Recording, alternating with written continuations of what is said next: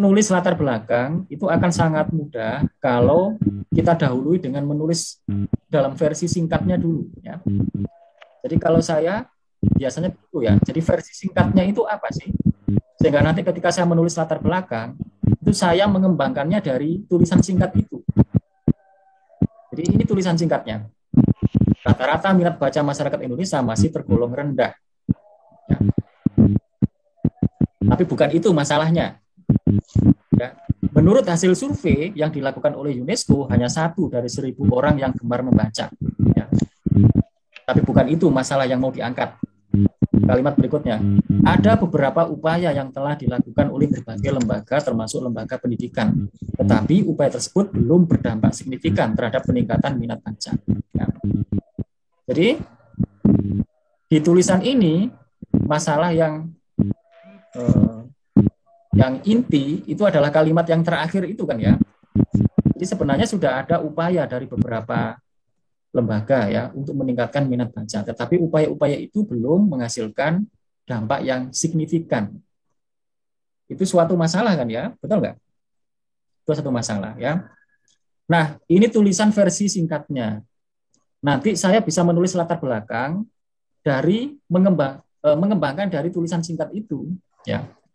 Jadi ketika saya menyebut ada beberapa upaya yang telah dilakukan oleh berbagai lembaga, ketika saya menulis begitu, itu pasti didahului oleh saya sudah melakukan observasi atau peninjauan literatur. Betul nggak? Apa yang sudah pernah dilakukan sebelumnya oleh peneliti terdahulu, oleh orang-orang terdahulu. Berarti saya pasti harus meninjau literatur, ya, mengamati di lapangan, dan seterusnya. Jadi nanti saya bisa menulis latar belakang itu, mengembangkan dari tulisan singkat ini. Ya. Jadi nanti yang kalau diperas itu sebenarnya ringkasnya itu begini, ya. Ini pernyataan masalahnya, ya. Ini masih ada yang menjawab, ini adalah pertanyaan penelitian loh. Ada satu orang yang menjawab, ini adalah pertanyaan penelitian. Tapi sepertinya ini karena kurang teliti saja, betul nggak? Karena kalau ini pertanyaan penelitian, mestinya ada kalimat, ada kata tanyanya kan, betul nggak? Iya, betul Pak. Intinya kalau mahasiswa bisa membedakan ini pernyataan ataukah ini pertanyaan, begitu kan? Ya, sepertinya ini salah klik ya, salah klik mungkin. Ada juga yang menyebut ini hipotesis penelitian loh, ya, 10 orang, ya. Nah, nanti simak apa sih hipotesis penelitian itu ya. Saya sudah menyajikan videonya ya. Jadi ingat kembali bahwa yang sudah saya sajikan di video di YouTube itu kan saya tidak akan mengulasnya kembali di pertemuan seperti ini, begitu ya. Jadi harapan saya video-video yang sudah saya unggah, saya sediakan itu sudah disimak ya, sudah dipelajari. Nah, prakteknya itu ya praktek menulis itu. Jadi sepanjang praktek menulis proposal ini kita perlu bahan-bahan ya. Jadi salah satunya adalah penjelasan-penjelasan melalui video-video itu ya. Nah, baik.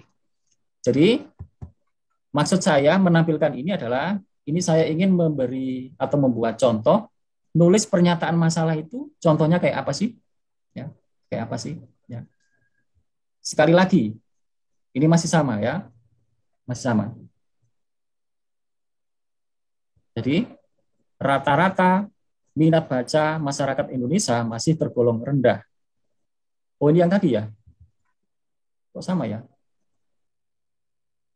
Oh, enggak, beda ya, beda. Ini yang ditanyakan beda ya. Rata-rata minat baca masyarakat Indonesia masih tergolong rendah. Menurut hasil survei yang dilakukan oleh UNESCO, hanya 1 dari 1.000 orang yang gemar membaca.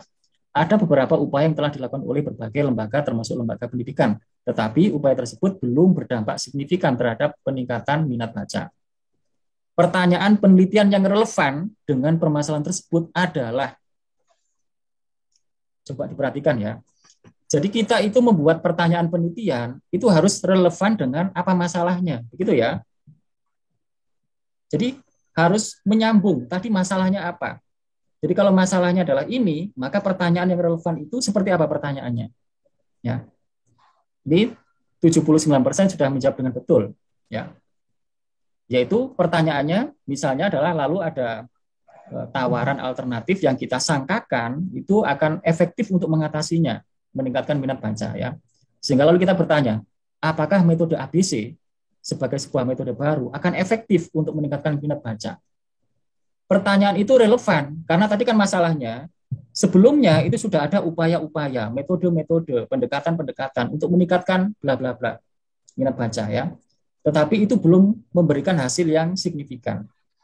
Nah, maka pertanyaan yang relevan dengan itu adalah apakah kalau diterapkan metode ABC, sebuah metode baru ini, itu akan efektif, lebih baik atau lebih efektif daripada metode yang sebelumnya itu. Nah, begitu ya. Kalau saya bertanyanya yang kedua itu, bawahnya ya, apa saja upaya yang telah dilakukan untuk meningkatkan minat baca masyarakat? Oke. Kenapa yang kedua itu tidak relevan atau kurang relevan? Kenapa? Kenapa pertanyaan yang kedua itu tidak relevan atau kurang relevan? Karena ada beberapa upaya yang telah dilakukan. Karena kan tadi di narasi di atasnya itu sudah diceritakan ada beberapa upaya yang telah dilakukan. Jadi kalau sudah bisa ngomong begitu, itu pasti nanti di tinjauan literaturnya, tinjauan riset terdahulunya pasti sudah menyajikan itu, betul nggak? Upaya-upaya yang sudah dilakukan itu apa sih oleh orang terdahulu, oleh peneliti terdahulu. Sehingga bukan itu pertanyaan penelitiannya nanti. Kalau itu adalah tinjauan literaturnya, betul nggak? Betul. Betul nggak? Betul ya? Jangan itu pertanyaannya. Jadi kalau itu nanti untuk menguraikan kalimat yang ditulis tadi itu, berarti kita harus meninjau literatur. Kita bisa ngomong ada beberapa upaya yang telah dilakukan, itu pasti sudah didahului dengan tinjauan literatur, meninjau riset-riset terdahulu, upaya-upaya terdahulu. Sehingga bukan itu pertanyaan penelitiannya yang relevan, gitu ya. Yang ketiga, apakah itu bukan minta ya, minat ya mestinya ya, saya salah ketik ya. Apakah minat baca berpengaruh terhadap hasil belajar siswa? Kenapa ini dikatakan kurang relevan kalau dengan masalah yang diangkat? Karena di masalah yang dinyatakan tadi itu kan itu bukan kaitannya dengan hasil belajar siswanya, ya kan ya?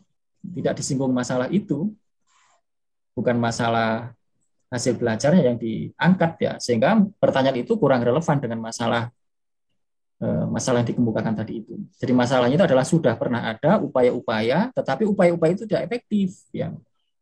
Maka itu kurang relevan kalau pertanyaannya adalah seperti itu ya. Nah, baik, itu yang kedua. Maksud saya ini saya tampilkan kembali itu sekaligus untuk bahan perbaikan proposalnya masing-masing ya. Saya melihat yang sudah bergabung ini ada beberapa orang yang aktif sekali mencatat ya. Dan itu saya sangat senang ya. Saya sangat senang ya. Karena ciri pembelajar yang baik begitu ya. Gitu. Saya melihat ada beberapa yang mencatat dengan baik, yang menyimak dengan baik ya. Itu saya senang ya kalau ada mahasiswa begitu tuh ya. Oke, jadi nanti untuk dipraktekkan ke proposalnya masing-masing ya. Oke, baik. Ini pertanyaan berikutnya ya. Sebuah penelitian bertujuan untuk eksplorasi pengaruh metode pembelajaran terhadap hasil belajar. Desain yang tepat untuk penelitian tersebut adalah, untuk bisa menjawab ini, sebenarnya bahan perkuliahannya sudah saya siapkan, betul nggak? Betul, Pak. Yaitu video yang berjudul apa? Menentukan desain penelitian. Good. Rizka Rahayu ya. Jadi sudah disiapkan menentukan desain penelitian ya. Tapi memang kalau saya melihat di kolom komentar ada beberapa mahasiswa yang sepertinya belum menyimak, sepertinya ya. Karena tidak ada jejak digitalnya di situ, tidak meninggalkan nama di situ ya. Jadi sepertinya ada beberapa mahasiswa yang belum menyimak video-video yang disiapkan ya. Padahal itu saya siapkan itu adalah untuk menggantikan pertemuan yang sifatnya menjelaskan itu ya. Diskusinya ya seperti ini ya, kita dalam bentuk pendampingan secara langsung sudah berkaitan dengan proposalnya masing-masing ya. Nah, harapannya setelah mengikuti yang seperti ini, lalu menengok kembali bahan-bahan kuliah yang sudah disiapkan ya. Termasuk handout 27 halaman. Apakah sudah dibaca dengan baik? Coba tes formatif ini direkam dengan baik ya, di screenshot atau di foto begitu. Nanti itu contohnya nyambung ya. Itu kan sengaja saya desain untuk contoh sebenarnya ya. Contoh sehingga nanti bisa membantu memudahkan para mahasiswa ya. Coba perhatikan ini. Ya. Instrumen untuk penilaian pada aspek kognitif sudah banyak dikembangkan, baik berupa tes maupun non-tes. Sementara instrumen untuk penilaian aspek afektif dan psikomotor belum banyak dikembangkan. Padahal pembelajaran harus menyasar 3 ranah tersebut secara simultan. Ya. Narasi itu apakah mengungkapkan sebuah masalah? Sudah mengungkapkan sebuah masalah? Sudah atau belum? Sudah. Sudah, Pak. Sudah ya, sudah jelas itu kelihatan masalahnya, ya. Masalahnya. Jadi nanti kita bisa memulai dari nulis singkat begini dulu, nanti ngurekannya mudah, lebih mudah ya. Maka tulisan kita menjadi terarah kalau nulis latar belakangnya. Versi singkatnya begini. Tapi sebenarnya menulis versi singkat ini, itu kita sudah melalui observasi, melalui peninjauan literatur. Betul nggak? Kita bisa ngomong instrumen untuk penilaian pada aspek kognitif sudah banyak dikembangkan, itu kan harus punya dasar. Betul nggak? Betul nggak? Pasti harus melalui mengamati, melalui peninjauan literatur, melihat kondisi di lapangan. Ya, bisa ngomong begitu tuh. Ya. Sementara instrumen untuk penilaian aspek afektif dan psikomotor belum banyak dikembangkan. Itu juga bisa ngomong begitu, pasti diawali dengan observasi dan atau peninjauan literatur. Ya. Tapi di sini kita tulis singkatnya aja, ringkesnya. Nanti uraiannya kita tulis di latar belakang. Ya, itu hasil apa ya? Jadi kita sesuai dengan hasil peninjauan literatur itu. Padahal pembelajaran harus menyasar 3 ranah tersebut secara simultan. Uraian singkat tersebut menggambarkan suatu pernyataan masalah. 71% benar ya menjawabnya. Ada lagi yang menjawab itu pertanyaan penelitian. Jangan-jangan orang yang sama tadi ya. Orang yang sama ya. Tapi nggak apa-apa ya. Namanya belajar nggak apa-apa ya. Hipotesis penelitian juga ada yang menjawab. Ada juga yang menjawab itu tujuan penelitian loh. Tujuan penelitian. Ya. Kayaknya saya perlu nanti ada tes yang kedua ya. Jadi nanti sepertinya saya perlu ada tes yang kedua ya. Terutama nanti saya mengundang ke yang pada tes pertama ini belum memuaskan ya. Nanti akan saya undang kembali ya. Supaya nanti betul-betul memahami ini dengan baik ya. Oke, lanjut ya. Ini sudah jam berapa ini? Masih ada waktu kan ya? Oh masih ya. Baik. Instrumen untuk ini yang kalimat yang tadi tapi dengan pertanyaan yang berbeda ya. Pertanyaan penelitian yang relevan dengan permasalahan tersebut adalah. Jadi lihat apa tadi masalahnya. Lalu pikirkan pertanyaan penelitian yang relevan dengan masalah itu apa ya? Harus nyambung. Pertanyaannya tuh harus nyambung ya. Jadi makanya saya minta ini diperhatikan dengan baik itu, karena saya ingin menunjukkan bahwa antara masalah penelitian, pertanyaan penelitian, tujuan penelitian, itu harus nyambung terus. Ya. Harus nyambung ya. Jadi kalau masalahnya kayak tadi itu, maka pertanyaannya apa yang relevan? Ya. 79% benar, yaitu dengan bertanya, bagaimana desain instrumen yang valid dan reliable untuk menilai hasil belajar pada aspek afektif dan psikomotor. Karena tadi masalahnya itu ya, belum banyak dikembangkan instrumen-instrumen untuk mengukur aspek afektif dan psikomotor itu. Yang banyak itu adalah mengukur kognitif. Ya. Instrumen untuk mengukur afektif dan psikomotor itu belum banyak. Maka kalau kita bertanya begini, relevan. Ya. Kenapa yang atas tidak relevan? Bagaimana desain instrumen penilaian hasil belajar pada aspek kognitif? Kenapa itu nggak relevan?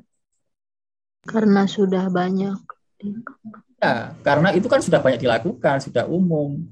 Bukan itu masalahnya, ya kan ya? Betul nggak? Iya, Pak. Ya, Lalu betul. kenapa bukan yang ketiga? Bagaimana hubungan antara kemampuan kognitif dan kemampuan psikomotor? Itu relevan kalau tadi masalahnya adalah misalnya realitasnya itu ada anak yang secara kognitif bagus, tapi afektifnya begini ya. Di lain sisi ada anak yang baik aspek ininya maupun ininya juga bagus ya. Secara umum belum diketahui apakah sebenarnya antara kognitif, afektif dan psikomotor itu saling berkaitan, saling berhubungan. Maka kalau kita bertanya begini, relevan, betul nggak? Tapi ceritanya tadi kan nggak begitu, ya kan? Halo? Iya, Pak. Jadi maksud saya adalah silakan ini dicermati untuk kita belajar apa tadi itu ya, menyambungkan antara satu bagian dengan bagian yang lain ya. Coba kita lari ke bawah ya. Tadi sampai apa ya? Tadi sampai mana ya? Oh ini ya. Nah, ya, Di itu, sini. Pak. Tadi. Oke ya. Oke. Ini apa? Iya, Ini Pak. sudah Bawahnya ya. berarti. Oke. Nah ini. Oke ya.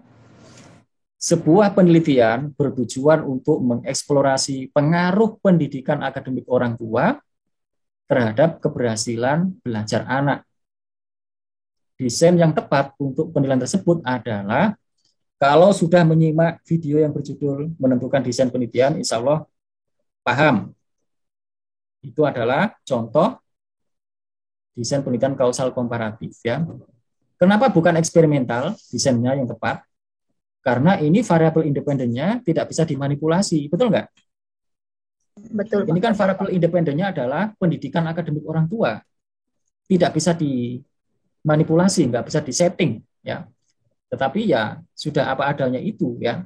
Tidak bisa nanti kelompok ini dianggap yang pendidikan orang tuanya rendah, yang ini sedang dan seterusnya, nggak bisa begitu ya. Tetapi kita akan menjaring misalnya 100 orang ya, lalu dilihat bagaimana pendidikan akademik orang tuanya dan dilihat bagaimana prestasi belajar anaknya. Lalu dikorelasikan, diregresikan ya, diasosiasikan ya. Jadi nanti mohon disimak video yang berjudul menentukan desain penelitiannya. Oke, ini sudah kita bahas yang tadi ya. Lalu yang ini, sebuah penelitian bertujuan untuk mempelajari kekuatan hubungan antara kemampuan penalaran dengan kecerdasan emosi. Desain yang tepat untuk penelitian tersebut adalah 72% benar, korelasional ya. Jadi kalau korelasi itu adalah bicara tentang kekuatan hubungan dua variabel ya. Jadi ini risetnya adalah untuk melihat hubungan antara kemampuan penalaran dengan kecerdasan emosi ya. Oke, ini cukup dijawab dengan video yang tadi itu ya. Sedikit lagi. Ini penting ya. Dari 3 jenis obat nyamuk yang ada, yaitu bakar, semprot, dan oles. Seorang peneliti ingin mengetahui jenis obat nyamuk mana yang lebih disukai oleh masyarakat kota Cirebon. Peneliti kemudian bertanya kepada 100 orang yang dijumpai secara acak yang tinggal di kota tersebut. Dalam kasus ini, siapakah yang disebut populasi penelitiannya dan siapakah yang disebut sampelnya? Mungkin ada yang bertanya begini, Pak, kayaknya ini belum pernah dibahas deh dalam perkuliahan. Mungkin ada yang bertanya begitu. Ada nggak? Pak, kayaknya terkait populasi dan sampel ini belum pernah dibahas deh dalam perkuliahan. Iya, Pak. Belum. Ada yang bertanya begitu nggak? Enggak ya? Ada yang mempertanyakan itu nggak? Enggak ya? Enggak. Kenapa? Kenapa enggak? Karena Itu udah umum. Saya udah tahu sendiri. oke, sudah umum, maksudnya sudah pernah juga dipelajari Iya. di mata kuliah yang lain. Lalu yang kedua, sebenarnya bahan-bahan sudah disediakan, betul nggak? Selain handout 27 halaman, saya juga sudah share e-booknya, betul nggak? Betul, Pak. E-book yang berjudul apa? E-book yang berjudul apa? Halo? e-book yang berjudul apa?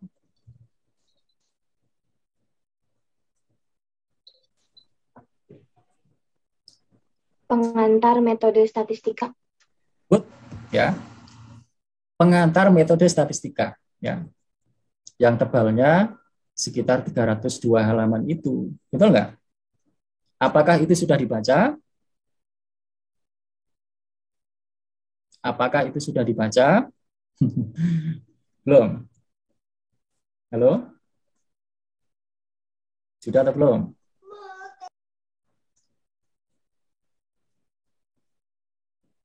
Saya ingin close dulu screen-nya ya. Saya ingin melihat ekspresinya. Apakah buku itu sudah dibaca? Halo? Saya hitung sampai 3. Kalau nggak ada yang jawab, kita akhiri perkuliahannya ya. Apakah buku itu sudah dibaca? Belum. Belum, Pak. Belum, Pak. Kapan kira-kira buku itu akan dibaca? Atau buku itu memang tidak akan dibaca? Dibaca, Pak. Baca. Kapan akan dibaca? Kapan itu akan dibaca? Atau nggak ada niat untuk dibaca? Ada, Pak. Ada, Pak. Ada. Ada, Pak. Oke.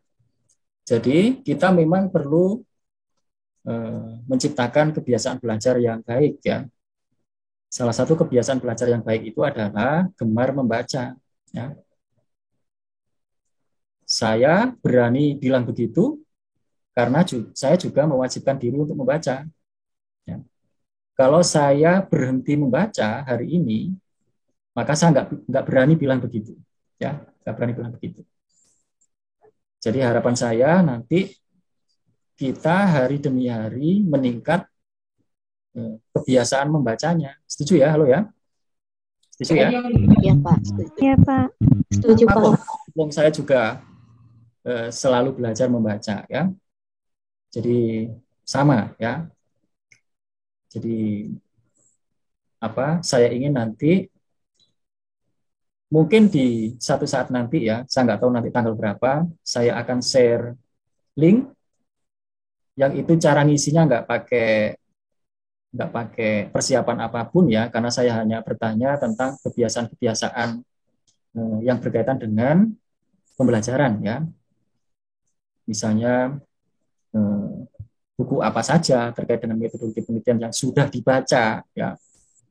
Ada berapa judul ya. Kapan biasanya membaca ya. Saya ingin lihat kebiasaan-kebiasaan itu ya supaya nanti kita perlahan ya sedikit demi sedikit kemudian terbiasa membaca. Setuju ya lo ya? Setuju ya? Setuju, Pak. Setuju, Pak. Jadi di buku itu di pengantar metode statistika ya yang ditulis oleh Prof. Kumaidi dan saya itu di bab awal itu bicara populasi dan sampel ya. Di situ nanti silakan dibaca karena itu juga adalah bekal untuk memahami metodologi penelitian ya. Jadi judul lengkapnya itu adalah pengantar metode statistika, teori dan terapannya dalam penelitian bidang pendidikan dan psikologi ya. Jadi harapan saya itu dibaca ya, dipelajari, bisa didiskusikan nanti ya. Saya kembali ke yang tadi itu ya. Yang ini. Yang di sini. Siapakah yang disebut populasinya dan siapakah yang disebut sebagai sampelnya? 95% benar ya. Populasinya adalah seluruh pengguna obat nyamuk di kota Cirebon. Sampelnya adalah 100 orang tadi itu yang terpilih. 100 orang yang mewakilinya ya. Ada loh yang menjawab ini 1 orang, jangan-jangan 1 orang ini yang menjawab tadi itu ya. Kira-kiranya ya. Saya kok penasaran ya, akan saya lihat nanti siapa 1 orang ini ya. Kok di setiap jawaban berbeda sendiri 1 orang ini ya. Nanti saya akan lihat detailnya ya, siapa ini orangnya. Lalu ada yang menjawab yang paling bawah ya. Jadi terkait hal ini nanti silakan dibaca. Nah ini yang terakhir. Atau ini yang 8 ya mungkin ya. Seorang peneliti ingin mengetahui apakah suatu formula obat nyamuk yang baru ditemukan Seorang peneliti ingin mengetahui apakah suatu formula obat yang baru ditemukan tidak berbahaya bagi manusia. Oleh karena itu, sebelum diberikan kepada manusia, obat tersebut diuji cobakan kepada kelinci. Ya. Jadi pertanyaan ini fundamental ya, penting banget pertanyaan ini tuh. Penting. Nanti kita banyak belajar dari pertanyaan ini. Dalam penelitian ini, siapakah sebenarnya target populasi yang sedang diteliti? Jadi sebenarnya target populasinya itu siapa? Kelincikah atau manusiakah? Yang menjawab manusia 81 orang, yang menjawab kelinci 7 orang ya. Jadi 81% maksud saya, yang menjawab kelinci 4,9%. Yang menjawab kelinci dan manusia 20%. Apa sih populasi itu ya? Jadi populasi itu adalah wilayah generalisasi yang kepada mereka itulah nanti kesimpulan hasil penelitian ini akan diberlakukan. Jadi sebenarnya kita pelajari itu siapa? Ya. Kalau lihat cerita yang tadi itu sebenarnya kan kita itu akan mempelajari efek obat ini terhadap kesehatan manusia, ya kan? Tapi medianya melalui kelinci. Jadi aslinya target populasinya itu ya manusia, bukan kelinci. Kelinci itu hanya sebagai medianya. Kenapa dipilih kelinci? Kenapa? Karena kelinci dianggap memiliki struktur organ yang sama dengan atau yang mirip dengan manusia. Ya, kenapa nggak sapi? Sapi kegedean dan terlalu mahal ya. Oke. Nah, baik. Coba yang terakhir. Jika data yang ingin diperoleh adalah tentang alasan seseorang memilih buku bacaan, maka teknik yang tepat untuk pengumpulan data tersebut adalah melalui, ada yang jawab melalui pengamatan. Kita kan ingin menggali tentang alasan seseorang, kok dengan diamati itu loh ya. Jadi dilihatin aja apa ya alasan orang ini memilih buku itu. Ya, dilihatin aja ya. Jadi ada dua kemungkinan, mungkin kurang cermat membaca soal ini, atau mungkin memang belum memahami ya. Jadi kalau kita ingin tahu alasan, ya ditanya, jangan diamatin aja ya. Jangan diamatin. Jadi secara umum mengumpulkan data itu ada 3 pendekatan ya. Dengan pengamatan, atau dengan pertanyaan, atau dengan pengukuran. Nah, begitu ya. Mudah-mudahan ini membantu ya. Jadi harapannya soal ini bisa kita pelajari lebih lanjut. Dan ini masuk ke emailnya masing-masing kok ya. Jadi respon jawaban dari mahasiswa itu masuk ke emailnya masing-masing rekapannya ya. Sehingga bisa dibaca kembali. Silakan.